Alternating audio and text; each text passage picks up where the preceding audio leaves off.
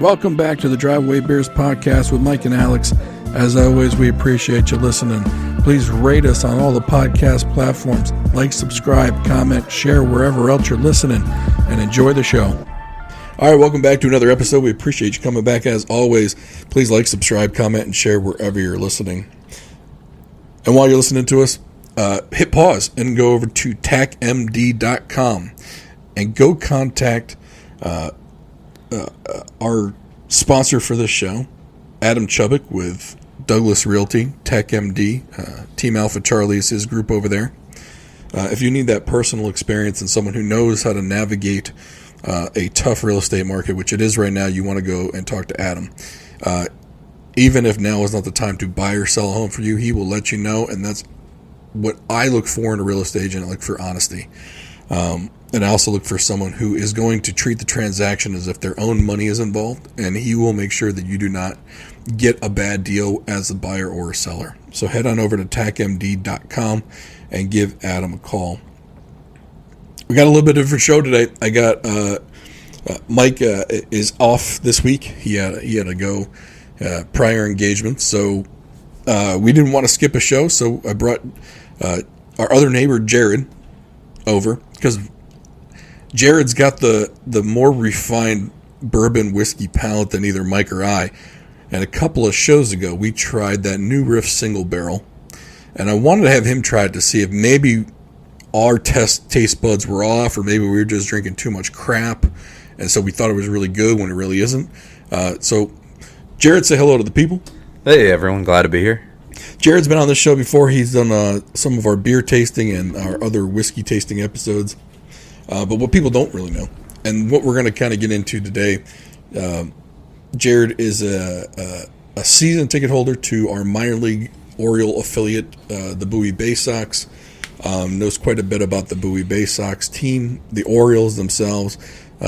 Also does quite. I don't know. I don't want to paint you as a degenerate gambler, but you also do some sports betting on the side. So we're going to talk about the farm system of the Orioles. We're going to talk about the Orioles themselves because there's some interesting things going on with their slump. Today is May 26th. As everyone knows, their May hasn't been great, but even when it's not great, I don't think they have a losing record in May. But some of those bats are struggling a little bit. Grayson Rodriguez went on the IL. It looks like John Means might be down for a while, but it was good timing because Grayson just came back. So we're going to get into some of the Orioles stuff. And then we got a couple other things. But the first things first, I went to a Bowie Bay Sox game last night. It was Friday. It was fireworks night. We took the kids out. Had a great time, but there were some things I noticed, and I want to talk to you about some of these just because I know you go to a lot of these games. The Orioles still have probably one of the deepest farm systems in the majors right now. Even though they got a lot of those guys up and a lot of the talent sitting in Norfolk, they have another crop that's coming up. How good is that crop in single A and double A in your mind compared to the last crop?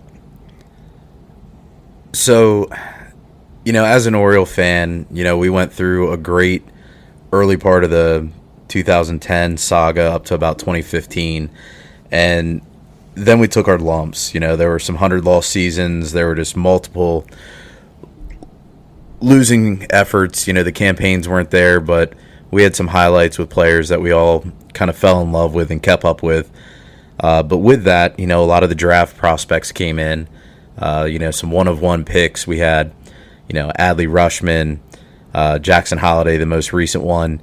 But in between that mix, there was just a cadre of people that came through that, today we have Gunnar Henderson tearing it up in the Orioles MLB team and arguably a top 10 talent in the entire league. He's currently second in home runs this year, 17. He's tied with Aaron Judge, and there's one guy ahead of him. Plays plus defense and just a joy to watch on the field.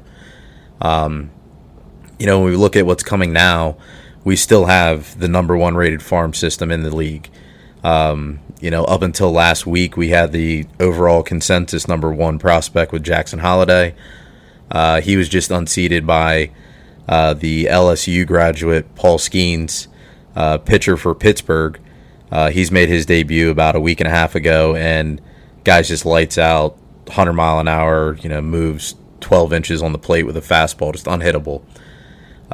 He's going to graduate the prospect rankings, so that gives Jackson the chance to take that over kind of mid-season.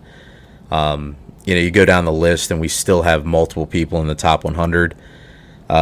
Once they kind of go through, the Norbies, the Mayos, I think it's, the idea of trade bait right now, shoring up the back end of the bullpen. Some of those folks are not going to be with us for the foreseeable future. Mm-hmm. That's going to hurt the farm. It's going to divert down. It's not going to be the top system anymore. But when you have the amount of talent we have on the big league field, that's what you use that for. Your riches there turn into trades to get some major league talent that's proven and ready. Yeah, and I think unfortunately some of the major league talent hasn't been performing as well as they normally do. So, for example, like a Cedric Mullins, he's creeping up on 30, right? You got Austin Hayes, who can play a good center field. Now, I know Cedric is probably the top tier center fielder defensively in the game, but his offense this year has been not great. I mean, it seems like his K rate just went through the roof. It would be nice if I thought they probably should have put Cedric on the IL with the old oblique injury and sent him down to Florida to retool his hitting and then bring him back and see if that helps. Because Austin Hayes went on the IL early in the season. And now that he's back, he looks kind of like Austin Hayes from last year, hitting a lot better than he was before he left. So I wonder if like an extended break could help Cedric out. But the question is, do you trade some of the talent on the major league roster to make room for the minor league field players, or do you trade the ones in the minors for the help on the back end of the bullpen? I don't know which way they're going to go. I think they're going to have a hard time trading Cedric now because he's hitting so poorly. The one guy who I think you could probably trade, and I think a lot of people think I'm nuts because he's hitting so well right now, is Jorge Mateo. Mm-hmm. He's a guy, if you bring up Jackson Holliday, Mateo doesn't have a position anymore. He's not going to play second base. They're trying him in center field. Like, they're trying to keep him on the roster by trying him at different positions. But your infield is stacked with Holliday and Mayo. You got two guys waiting to come up. I mean, Mayo's going to be blocked for years right now if they don't trade him or somehow teach him to play first, but then you got to trade Mountcastle or Hearn. Mm-hmm. But yeah, you're right. At some point, though, someone has to get traded. Because what's the point of having all that talent in the minors? What, you gonna win the AAA title? Yeah, and when we're talking about minor league baseball, there's 4 divisions. You have low A, high A, double A, who the Bay Sox are for us here. Norfolk's the AAA team down there, the Tides. And there's this unspoken of like 4A player. It's somebody that's way too good for AAA, but maybe hasn't put it all together there for MLB roster. We look at some recent folks here. Heston Kjerstad comes up, doesn't have the lights out performance he was doing at AAA. He goes back down, and he's instantly just hitting home run after home run. He's just way too good for AAA. You bring up Cedric Mullins. He's only a couple years removed from his 30-30 season, 30 home runs, 30 stolen bases. Quite an achievement. His defense in the outfield, you kind of can't get rid of. When we think back those kind of painful days that I mentioned, Adam Jones was our center fielder. Right. And, Cedric was brought in to unseat him. Adam was on his way out. They brought Cedric in. He struggled. He stayed up for a couple of weeks. He ended up going back down to AAA, figured out what the problem was, came back, and now he's all-star caliber center fielder. I think he's going to turn it around. A 2-week, 3-week stint to go down and rehab might help him out. But then, injuries happen. We've already rattled off a few names that, At one point we went from having 6 starting pitchers, then all of a sudden we have 4. 2 guys went down over the course of 3 days, and it's like, what do we do? That depth of AAA allows us to bring some guys up and to fill that role. But in the infield, you bring up the point of Jorge Mateo. He was a Rule 5 guy, brought on because of his utility, mainly his speed, one of the fastest guys in the league. His defense is, been very spotty. You see him out there at second base, he's making some errors. It's not costing us games, but certainly, he's not above average or even at a solid average level there. The way he's been hitting this year, though, to your point, no one saw that. And as long as he's doing that consistently, it's going to let us have the time for Jackson to stay down in AAA and really develop. It's a 20-year-old kid. He's got 2 months worth of AAA experience. Yeah, me playing Mike Elias, let me play GM for a minute. You got a guy in Jordan Westberg who plays a good second base. Gunnar played an all-star third base. Why wouldn't you make it easier on Jackson Holiday? Leave him as a shortstop and let him come up, and then all he has to do is worry about hitting. He doesn't have to worry about playing a position he's only played 20 games at second base. And I get it. I mean, Gunnar Henderson is a plus defensive guy at shortstop. I understand that. But you kind of had the pieces in place last year where you had Westberg at second, Gunnar was at third. I think Mateo was playing short. Well, if you can just keep the 2 guys that are comfortable where they were, and then you bring up Holiday, who is comfortable at short, it gives him just one less thing to worry about when he has to come up. He doesn't have to worry about playing a plus defense at second base, which he's only played for 20 games. And then he's also got to worry about hitting, right? Mm-hmm. I felt like they kind of botched that a little bit. Because let's say he comes up, he's comfortable at shortstop, he's playing shortstop. Let's say he hits okay because that's all he's worried about. I felt like maybe they could have made the transition next year. But at least your 1-1 was up here and succeeding. With Cedric, the only reason why I mentioned Cedric, and unfortunately, he's got almost no trade value right now. His offense is that bad.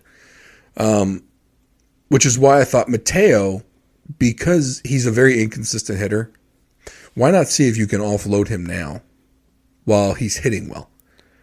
I think there are takers for him right now.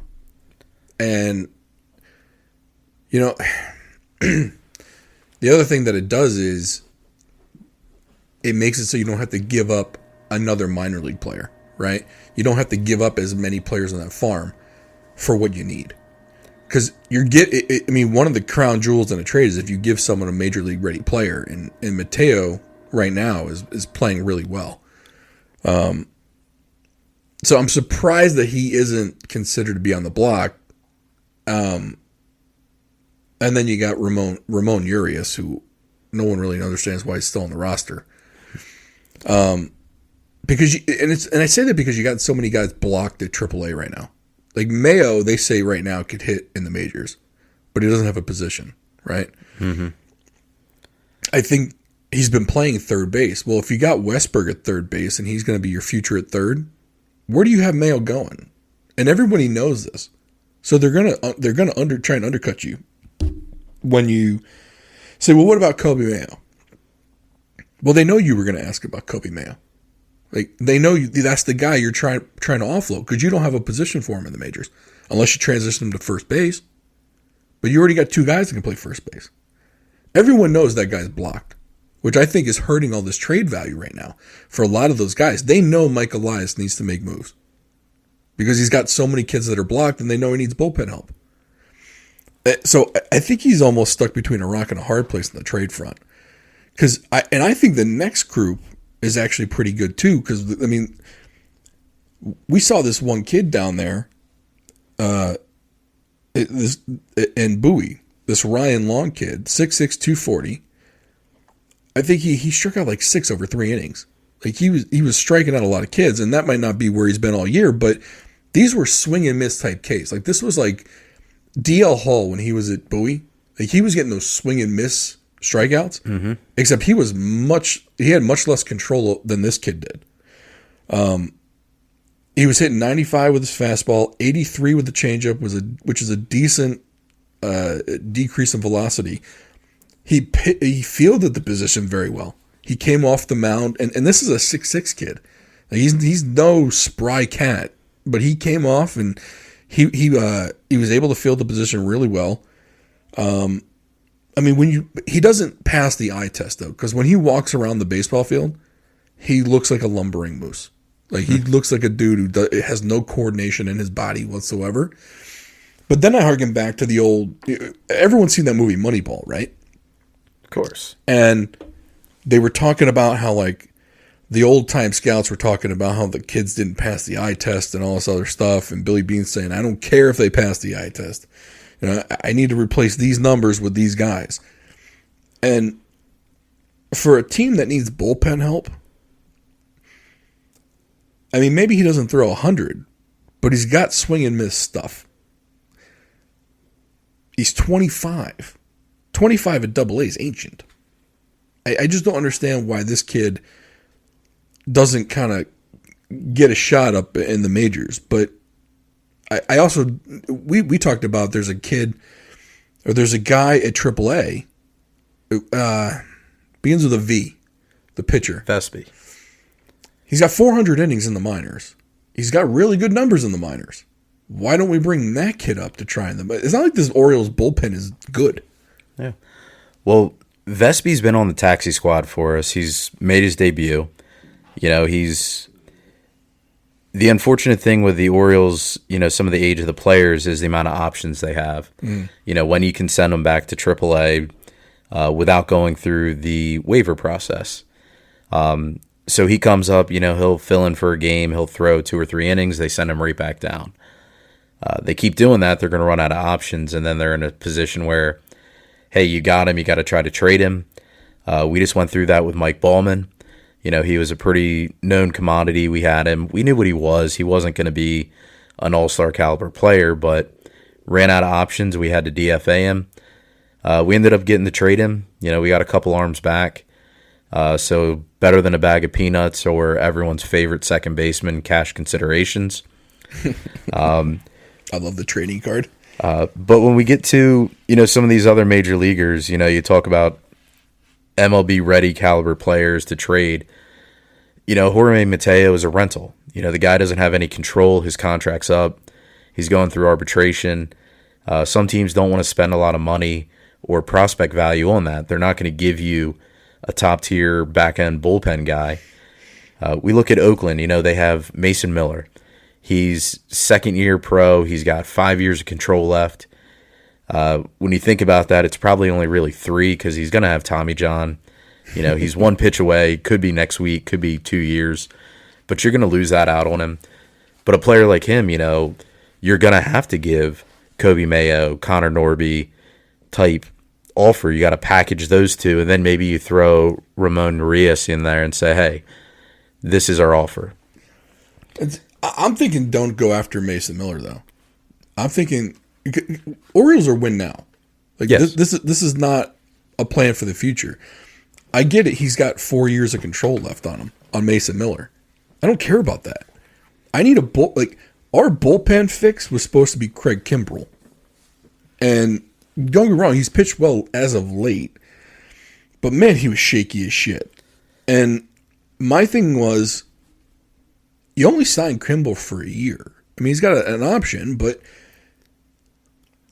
if I can take Mateo and maybe Urias and maybe one single A or double A guy like this Ryan Long kid, like that'll get you a decent back of the bullpen guy on a team that's done. I mean, I think at this point, like, I get it. We're planning for we're trying to win today. We're planning for the future. Fuck that. You got a team that can win now. You're going to make the playoffs this year. Plan to win now. You got bats. You got bats that are clogged. You can't move them up into your system because you're clogged up here.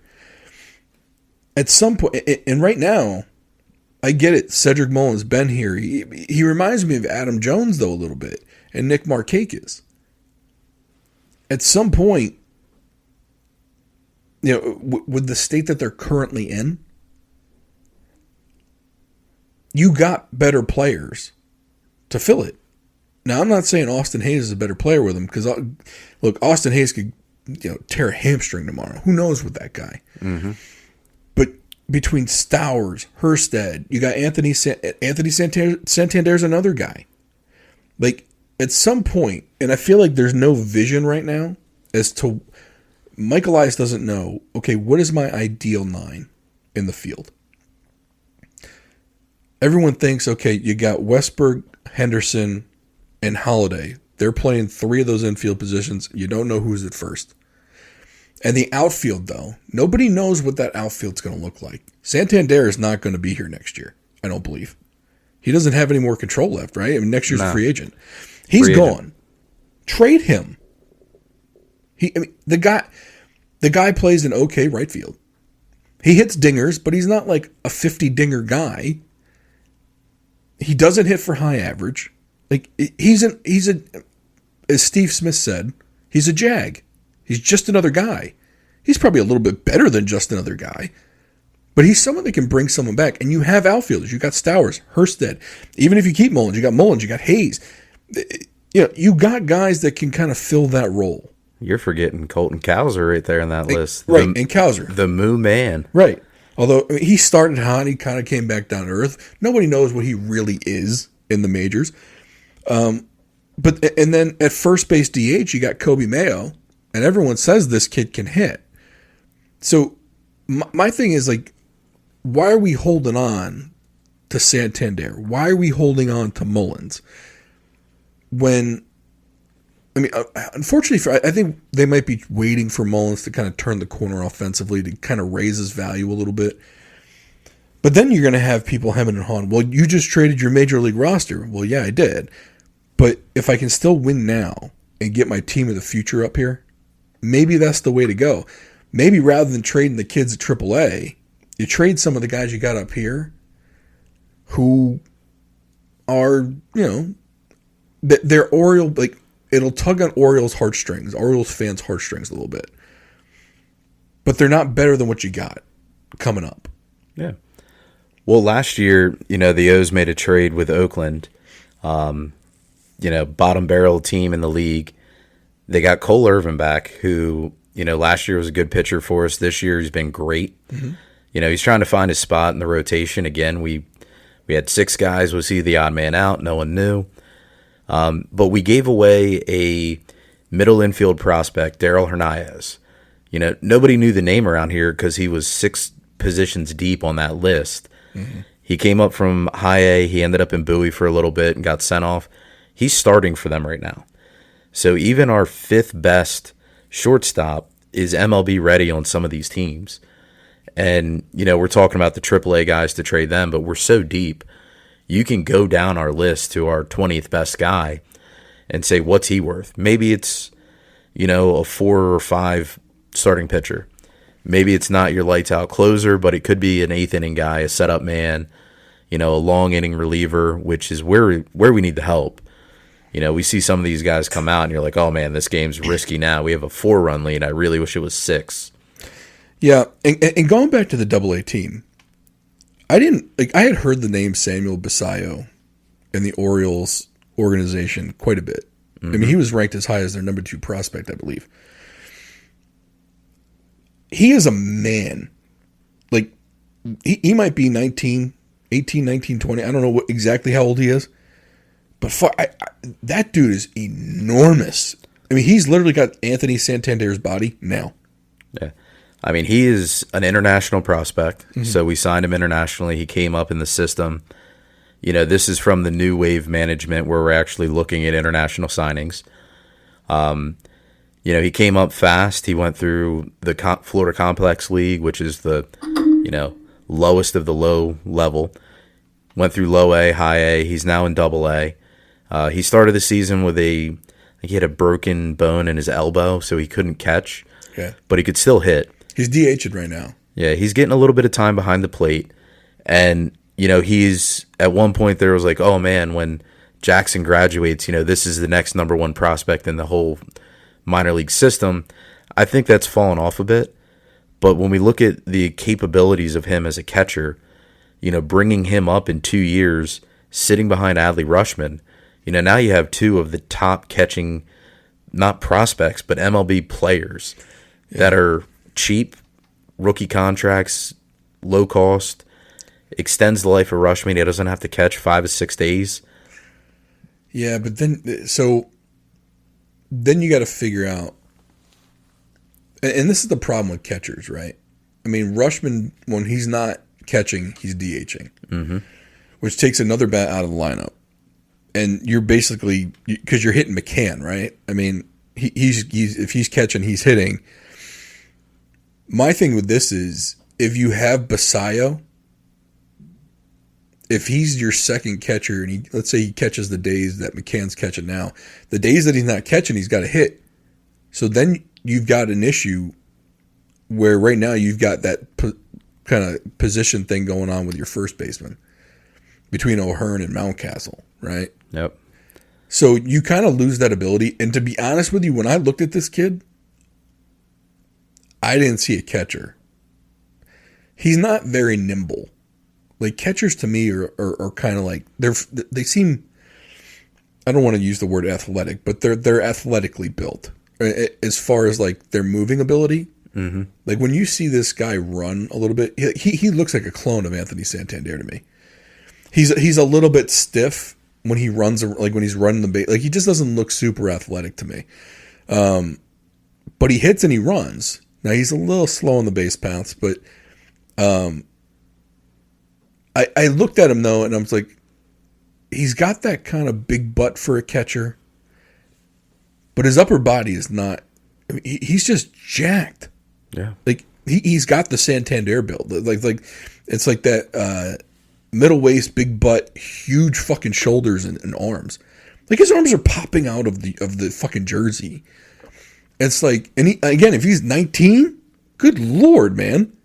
Like, so I just don't know if he'd be a catcher in the majors. To be honest, he reminded me more of a first baseman type. Because he's got good feet. Yeah. With these guys, the prospects, I mean, you're already talking about, he's a third baseman, but they're trying to get him to play first or outfield. Right.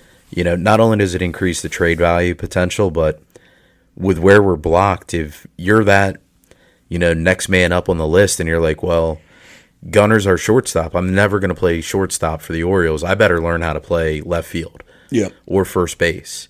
And Basillo is a perfect example of, he could play first. He could catch. If his bat holds up, maybe he's not the DH, but you could platoon him with a right-hand, left-hand combination of a first baseman. I think he's going to hit, though. His swing looked pretty smooth. Mm-hmm. But he makes contact. I mean, he looked...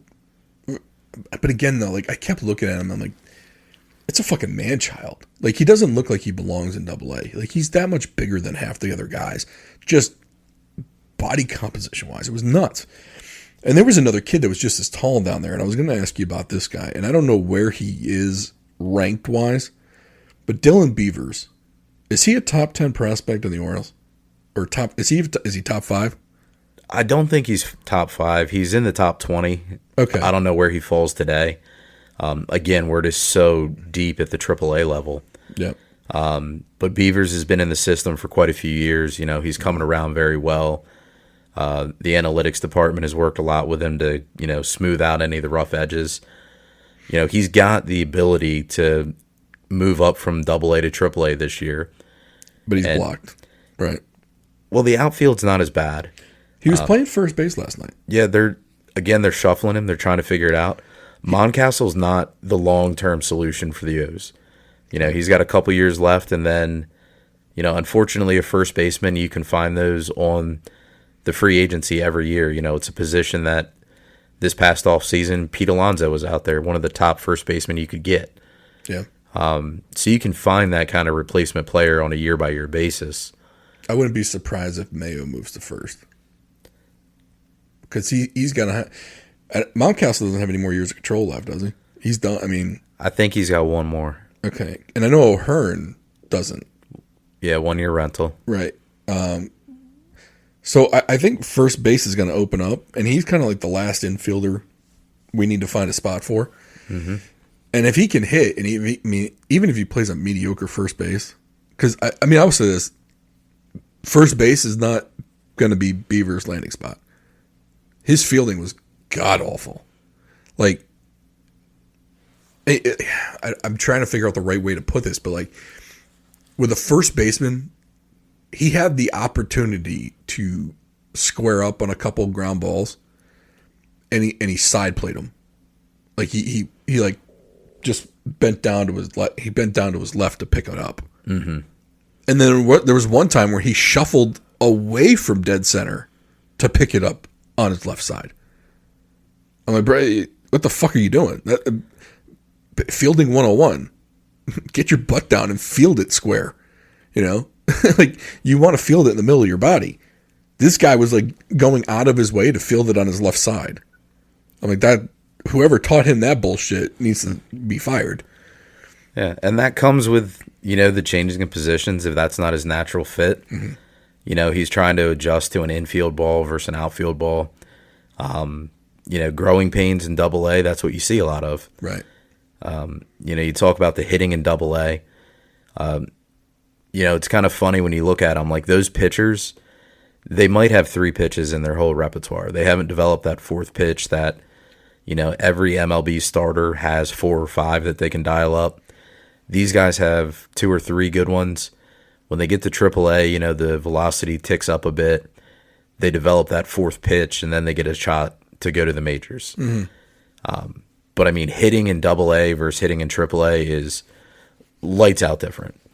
You see a rehab start at Double-A, and you have an MLB guy like Kyle Bradish come through for 2 games, and it's like no one knows what to do with that ball. They're like, I've never seen something move this way. Final question before we move off the Orioles. 100 wins, beat the Phillies in the World Series, best of 6. Early in the so their over-under on wins was 90.5. I took the over immediately. As soon as I saw that, I took the over. I think they'll easily surpass 90 wins. I'm not worried about that. But if you were going to fix the Orioles, and the Orioles do have some problems,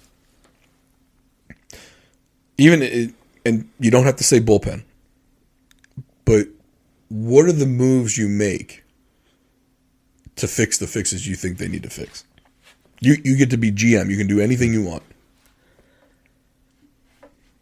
I think you kind of hit on it when you said we don't know who our starting 9 are. Mm-hmm. They kind of platoon way too often. Cowser started so hot that he couldn't not play every day. Austin Hayes is coming off a all-star season, but the guy gets hurt every season. Mm-hmm. It's a wrist, it's a hamstring, it's a rib. He plays through it. I mean, tough as nails kind of player, doesn't quit, but he's just bit by the injury bug, and it's unfortunate. Santander right now is nursing a knee injury, but his bat's still good. He runs slow. He's not a right fielder, but you need to stick him out there because you need him to play somewhere so his bat stays in the lineup. Urias is a Gold Glover, got unseated last year by Gunnar, and it's like, hey, we're gonna sit a Gold Glove caliber third baseman, and now he comes in hit or miss, kind of pinch hit off the bench, and if you don't play those guys every day, they get rusty. Mm-hmm. So I think it's really just kind of establishing who is our starting 9, who's our utility guy. Ryan Flaherty used to be, why is he on the team? It's because he could play 7 positions. I think the only one he didn't do was like second base and pitcher or something. But I think you just made like 70% of the Orioles fans scream their head off about Flaherty. He was like the player on the team nobody wanted but Buck. Yep, he had something over Buck for sure. So what is the 1 or 2 moves you make though? You can do whatever you want. Right now, clean out the bullpen, get some better arms in there, some more established guys, even if it's a rental for 1 year, dump some of the farm. We got too many guys that aren't going to make it to the Orioles major league team. They're deserving of a shot. I've been watching a lot of these players for 3 or 4 years through Bowie. They deserve to make it. They're all, very nice, friendly when you meet them, and they're good ball players. So you want to see them succeed. So move them along, give them a chance for their own future, and bring us into a win-now mentality because, this year, next year, really are our best opportunities. Moving outside of that, we're looking at contract hell. Who are we extending? What are we doing? Do we have people to come in and take their place? Probably not. So it's a win-now mentality, and, use the trade chips we have. Go get that guy. Would you trade a major leaguer right now? Absolutely. Yeah. Wouldn't get anything for him, but you sure. You don't think someone would? Like I said, Cedric Mullins not even 30 yet. If he has no interest in signing an extension with them, they're not going to give you much back. Yeah, that's true. You're giving them a player that has a year, year and a half or less. But you don't really need a lot. You don't need a great prospect back. You just need to make room for one of your own. You know what I mean? Like you're improving by bringing up a bat from the minors that's hitting versus his 130 average. You know what I mean? Yeah. But the team that you're going to rob of that pitcher clearly doesn't think they're in contention. Right. And you're going to give them a veteran outfielder that is going to block their prospects on the way up that they're trying to condition to get ready. Right. So all you're doing is giving them a problem of, hey, here's a player that's good. He can play for you every day. He's not going to be there next year. So your guy in AAA that you felt was ready, you can keep him down there. Or you can throw him up in the majors and see what you got. So it's not as helpful to a failing team to give them somebody that's actually major league ready. Right. Unless it's a crowd drawer. Cedric Mullins is not going to sell tickets in some random city across the country. Yeah, I wonder if and I know St. Louis hasn't given up yet, and the O's got swept by him. Or no, was it swept or was it? They were swept. Yeah, okay. First time since Adley came up, 2-year anniversary to the date. I wonder in a baseball city like that if they would give up some of the back end of their bullpen for, let's say, Mullins and 3 AA guys.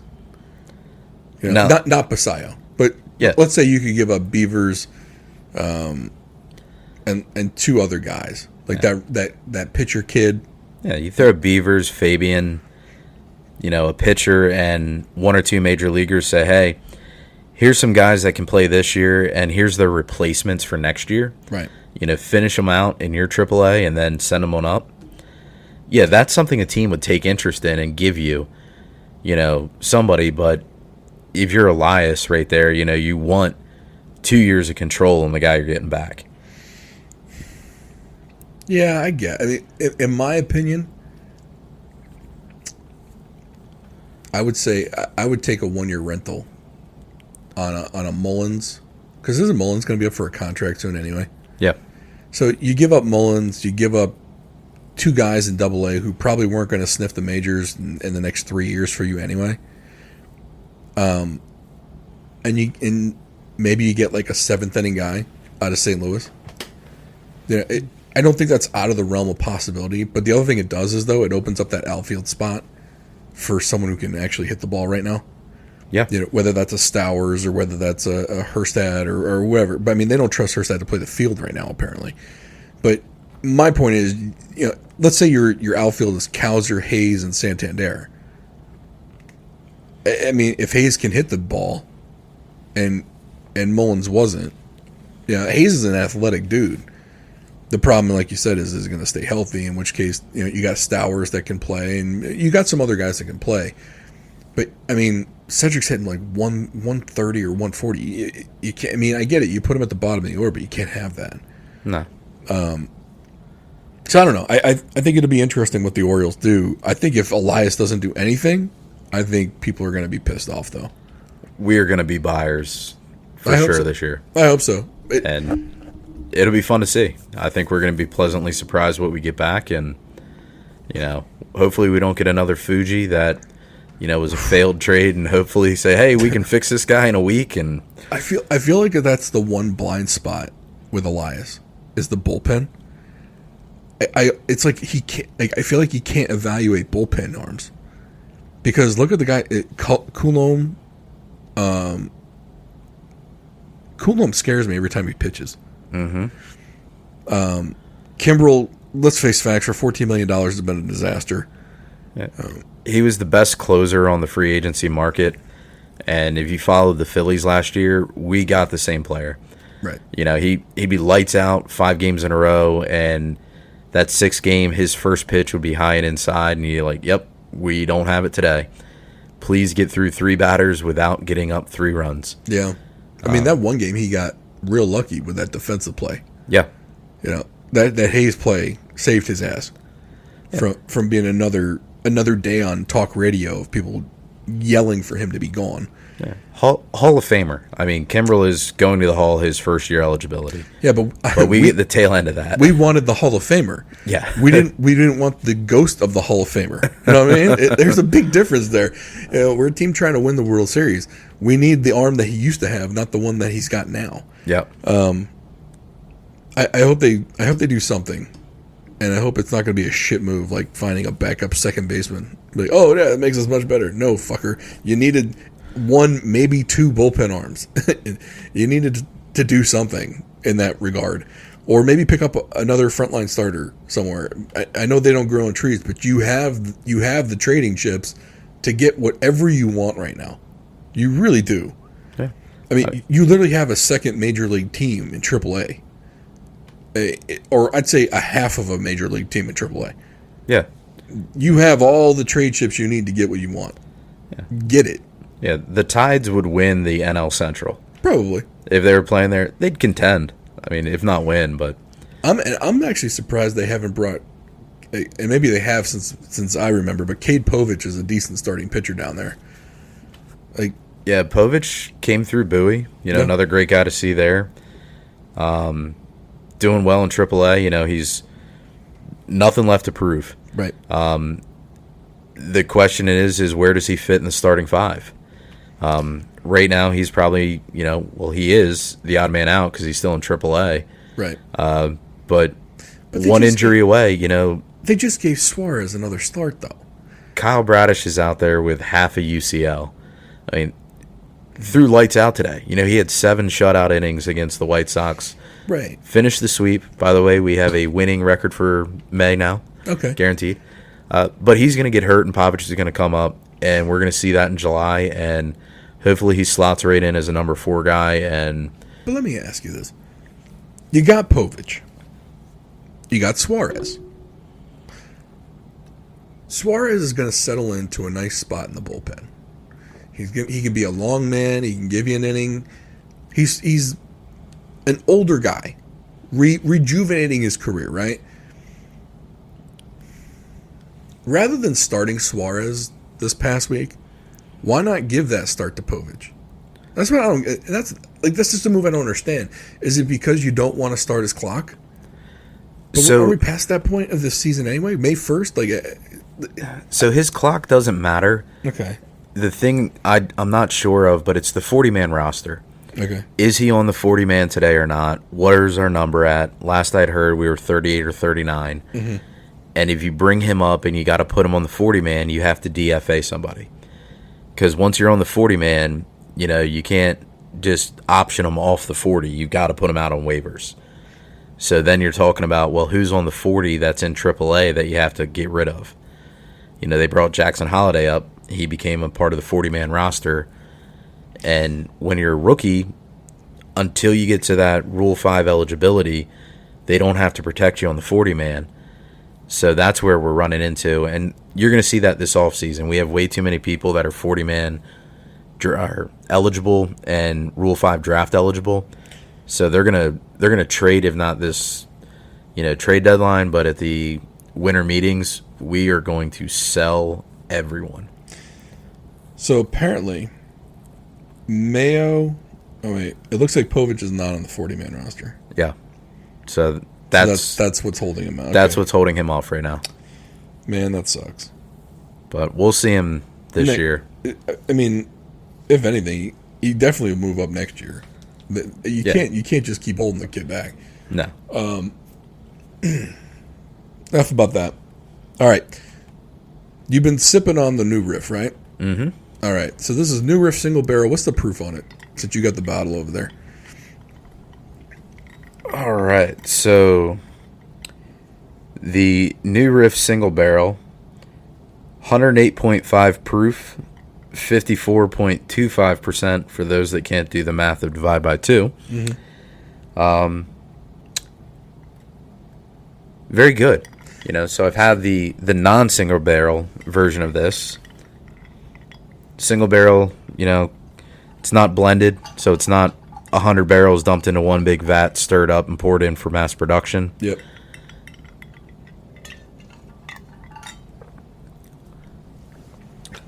Very clean. I don't say much burn. You might think it's a little spicy.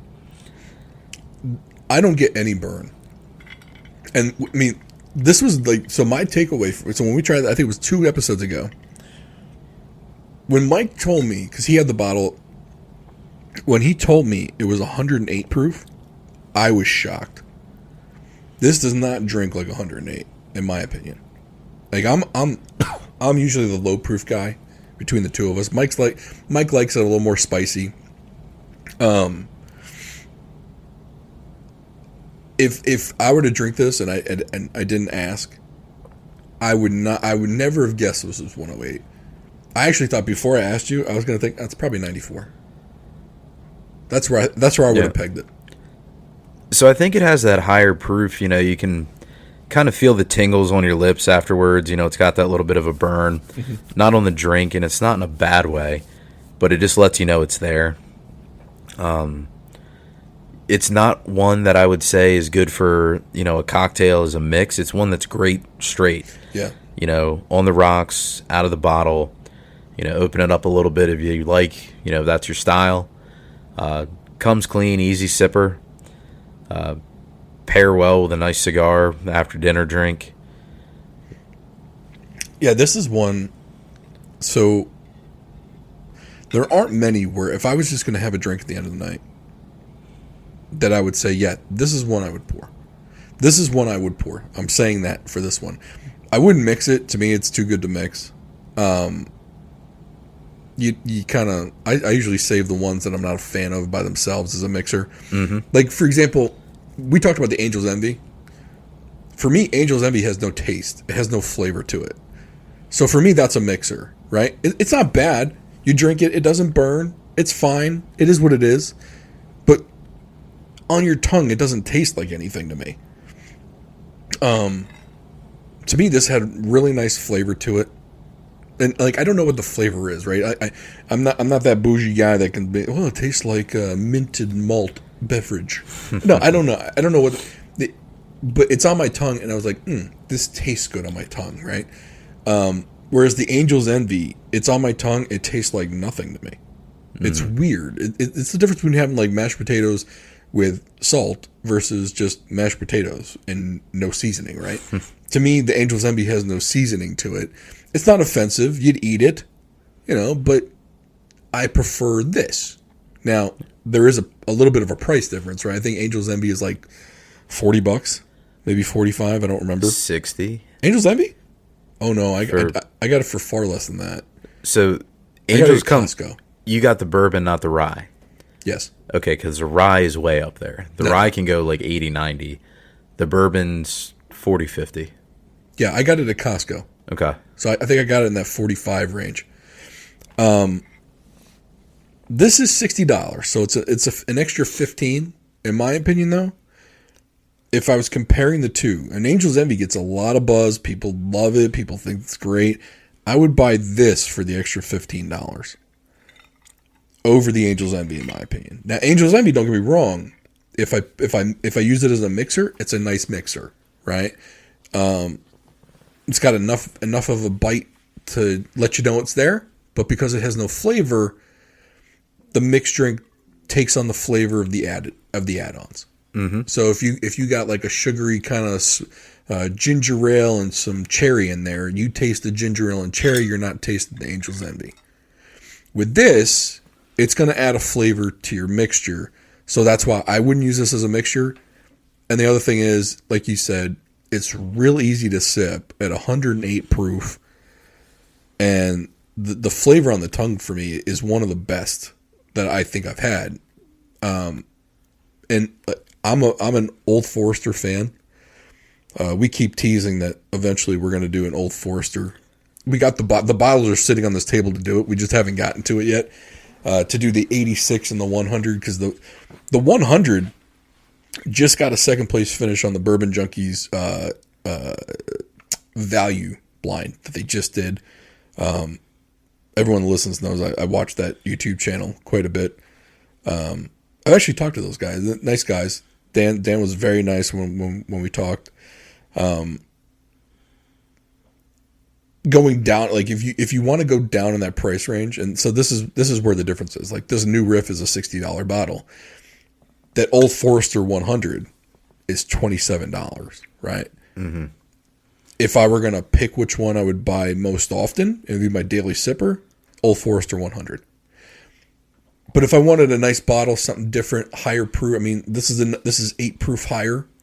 I would definitely buy this again, and drink it on some nice occasions or something, or just as a daily sipper. Yeah, I don't know. I think it's really good. My palate on bourbon, I like more of the oaky barrel finishes. The double char, double oak kind of styles. This doesn't have that, smokiness, which probably takes down some of the bite, some of the spice. But it's just a smooth, clean whiskey.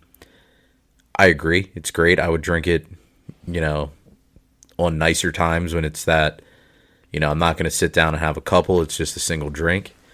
For the $60, I may lean towards a different bottle in that price range. Yeah. If this was in the $40 range, I think that would be a perfect sweet spot. As you said, the Old Forester at, mid-20s, high 20s is kind of untouchable when it gets, close enough for half the price. It's hard to argue. It really is. And that's why it's like a lot of these things, like it's hard to rank everything with all the different price points, right? I mean, because I'll mention some of the other ones on this table. We got the regular Buffalo Trace, which is $35, and it used to be a mid-20s bottle, but I got it at $35. The regular Four Roses is $25. The 1792, I believe, is $30. Then you got the two Old Foresters, the 86 and 100 are $27 a piece. I don't remember the Ezra Brooks, and I don't remember what the Uncle Nearest. I think that was closer to $45. That was a Costco buy as well. The 1884. That's a nice little bottle, though. Like, it doesn't stand out, though. Like, a lot of these don't stand out to me. Like, the Ezra Brooks doesn't stand out, but it's not offensive. I mean, shoot, 3/4 of the bottle is gone, right? The Uncle Nearest, 1884, half a bottle's gone. Buffalo Trace, half the bottle's gone. Four Roses regular, 3/4 is gone. The 1792, about a quarter of it's gone. None of these are offensive, right? And we've always had this theory that it would kind of like, it'd be tough to justify the higher range, right? As far as like the 60, I mean, there's no shot I'm ever going to pay $100 for a bottle. I don't think. I'm not that into it. But every time we've blinded a higher price bottle to the lower price, the higher price is won. Now we've only done it once, and that was when the Bibb and Tucker won. But every time, that one time, that's right. 100% of the time, the higher price bottles come out on top. Now that we've got another one here, we may have to try this again. Except last time, though, we did like $20 bottle, $30 bottle, 40, 50, 60. We may just put 5 out there and just blind them. And one will be the higher priced one. And then the rest will be just a smattering. I'm not going to, like, 2 of them might be in the 25 range. You know what I mean? Like, I don't want to, we've already proven that Wild Turkey 101 at $20 punches way above its weight class. That came in number 2 in that blind with the Bibb and Tucker. Bibb and Tucker came in first. Yep. But that Wild Turkey 101 was a fairly close second, and that was $20. So I think it might be interesting to take some bottles that we like and see if they can punch up to that $60 bottle. Now, I might not do this as the $60 bottle, but we'll figure something out. Yeah. But it'll be interesting to see how that goes. Because the age-old question for me is, if you're getting started in bourbon, or if you've been a bourbon drinker for a while, or a whiskey drinker, whatever it is, does it make sense to pay those higher prices? Or are there enough bottles that taste really good at the middle or lower range in that let's say the $20 to $35 range, right? Yeah. That's the question we've been trying to answer since we started this. So, yeah. Well, if you pivot, from bourbon to vodka, 18 years ago, Tito's was a $15 no-name small batch distillery out of Texas. And now, it's sold, if you're at a club, it's $100 bottle. Yeah. You go to the liquor store, it's higher 20s, like maybe even 30 nowadays. But it's, gone up 50% in price over that time. And it's, unseated Grey Goose as the vodka of choice. So you could find the next, it bourbon. Well, and the funny part with vodka is, everyone's heard of Bombay Gin, right? Mm-hmm. But Bombay makes a vodka too. And it's a really good vodka that a lot of people don't even realize they make. And every bar's got it. I used to get gin and tonics with lemon and lime in them. Basically tastes like Sprite. And I always used to use Bombay vodka because it was always cheap. It was considered real at the time. Now, if you got Bombay gin, it wasn't. It was weird. It was a weird situation they had going on there. But you're right. If you can find one that you like, and it's the same thing that's going to work with bourbon and whiskey. If you find one that you like, and everyone's got a different palate. Like Mike likes things a little bit differently than I do. You like things differently than me and Mike. It all depends on your flavor palate. Which is why when I always see someone asking there, I was like, well, what should I get? I'm trying to buy something for a buddy, or I'm trying to buy something for my spouse. Which one should I get? And it's like, well, we don't know what that person's flavor profile is like. Like if it were me, I'd want someone to get me an inexpensive bottle just as a gift. I love the Old Forester products, not the year series, not those, but just the regular ones, the 86 or the 100.